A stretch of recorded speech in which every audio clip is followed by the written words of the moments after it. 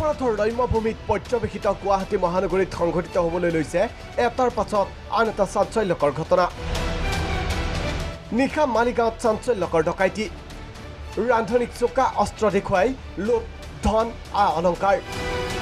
মালিগাঁৱৰ কামাখ্যা ষ্টেচনৰ সমীপত সংঘটিত হয় চাঞ্চল্যকৰ ডকাইতিৰ ঘটনা।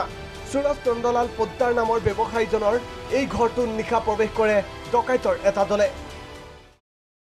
ইয়াতে আমাৰ ঘৰৰ মানুহজন ভাইটি হয়, তেওঁলোকে পূজাত কলকাতা গৈছিলে। কালি মানে গৈ যাই পাইছে কলকাতা, পৰহিদিনা গৈছিলে ইয়াৰ পৰা।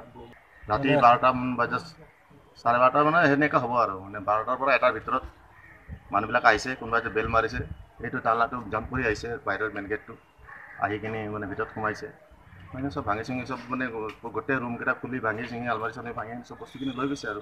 বিশ্বাসী ৰান্ধনীক সাৰথি কৰি ব্যৱসায়ীজনে পূজা পাৰ্বণৰ বাবে গৈছিল কলকাতাৰ ঘৰলৈ। ঘৰত নাছিল পোদ্দাৰৰ পৰিয়াল তথা কোনো লোক। ঘৰত কোনো নথকাৰ সুযোগ লৈ চোকা অস্ত্ৰ লৈ প্ৰৱেশ কৰে চাৰিজনীয়া ডকাইতৰ দলে। ৰান্ধনীক চোকা অস্ত্ৰ দেখুৱাই হাত ভৰি বান্ধি লুট কৰে ধন অলংকাৰ। ঘৰত সেই মানে খানা বনোৱাটো মানুহজন আছিলে, ভাণ্ডাৰীটো যিটো আছে আগৰ পুৰণা, তেওঁ আছিলে। তেওঁতে এতিয়া ফ'ৰ শ্ব' কৰিছে যে মোক বান্ধি চান্ধি গৈছে বুলি, কিন্তু ধৰিব নোৱাৰোঁ। এতিয়া ধৰক ইনকুৱাৰীতে গম পাব কি আছে কি নাই। এই ডকাইতিৰ কাণ্ডৰ পাছতেই জালুকবাৰী আৰক্ষী থানাত গোচৰ ৰুজু কৰিছে পোদ্দাৰ ভাতৃয়ে।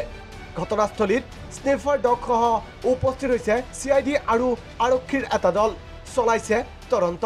আমি যিখিনি CC ফুটেজৰ পৰা পাইছোঁ যে 4জন মানুহ ভিতৰত সোমাইছিলে, কাপোৰ বন্ধা অৱস্থাত আছিলে মুখত, কিন্তু কেয়াৰটেকাৰজনে প্ৰথম কথা হৈছে কি দুৱাৰখন খুলি দিলে।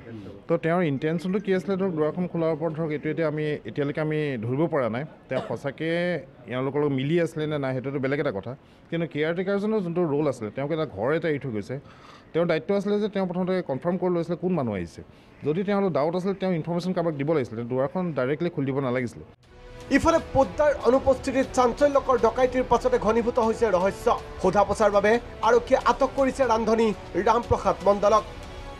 পৰৱৰ্তী সময়ত আৰক্ষীৰ তদন্তত ভেদ হ'ব ডকাইতি কাণ্ডৰ সমগ্ৰ ঘটনা।